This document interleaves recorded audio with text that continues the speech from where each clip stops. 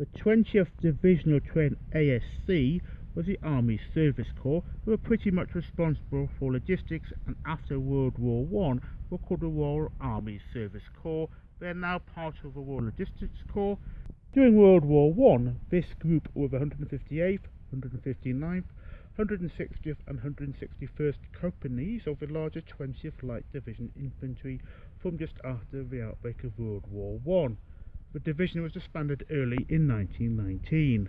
In this video, I can only really talk about the soldiers and not the horses. The horses, frankly, weren't going to be coming back to Britain and to be used as thoroughbred horses in major races. Many were, frankly, shot, sold, or used as horse meat. I've gone through the first page of the soldiers. There's a couple of other pages of soldiers as well. I might do that in the future as well. But there's some other videos I'd like to make more connected with horse racing first, though.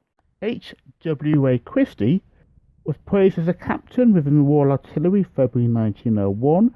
He was Lieutenant Colonel in January 1916 and mentioned in dispatches. Mabel Tyson Christie, who died in India in 1931, was married to H.W.A. Christie, so that is maybe where he ended up.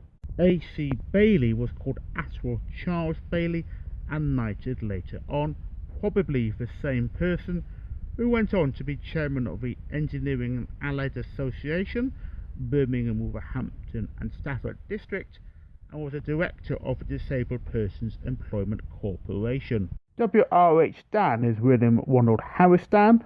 As a captain, he'd been mentioned in dispatches.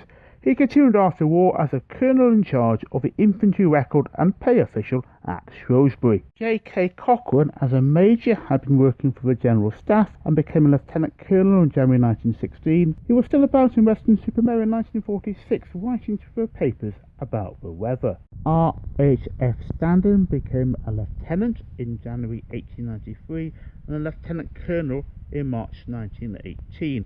He's almost certainly the same R.H.F. Standen went to Elizabeth College in Guernsey and was to go for a Sandhurst examination.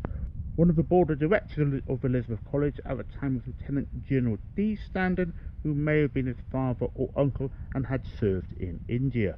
A.E. Erskine is Arthur Edward Erskine, eventually knighted and was a crown equerry during royal procession as part of trooping the colour on George V's birthday on June 4, 1928. He also held the role under Edward VIII and George VI, serving in total from 1924 to 1941. He also supervised Queen Elizabeth II's early riding lessons.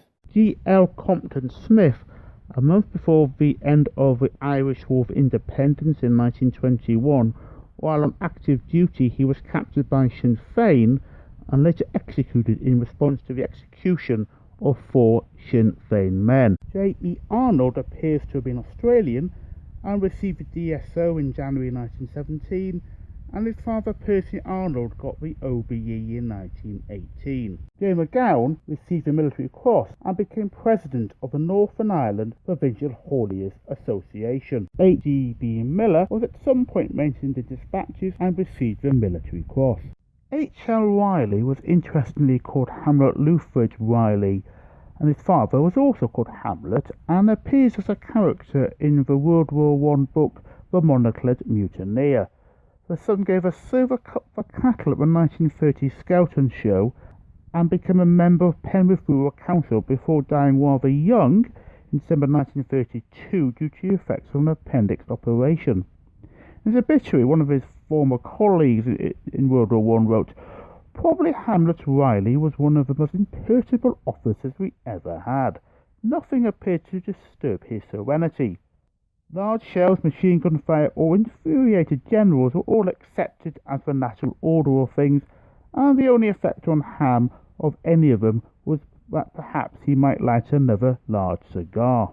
P.A. Scott Paul Alexander Scott became a temporary captain in February 1916, an acting major in September 1916, and an acting lieutenant colonel in April 1918. September 1919, he acted as president in a court-martial connected with a bomb-throwing allegation at the waterside in Derry. The court found the 2 accused brothers, Hugh and James Kelly, guilty of possessing 2 revolvers without a license, but not guilty of bomb throwing, but later sentenced to 30 days hard labour. The Scottish president of the court-martial criticised that the brothers had been held for 5 weeks without trial. Apparently Scott later lived in Gatacuma, southern Rhodesia. Some medals of his came up for auction in 2017 and were sold for £500. You may be the same at Paul Alexander Scott, who tried to enlist in 1942 as a Special Operations Executive, or SOE, during World War II, and that person claimed to have been born in 1904 rather than 1881, which is their true date of birth. C.W.V. Webb was a temporary captain. J.A. Archer is probably the same J.A. Archer who was a private earlier on in the war.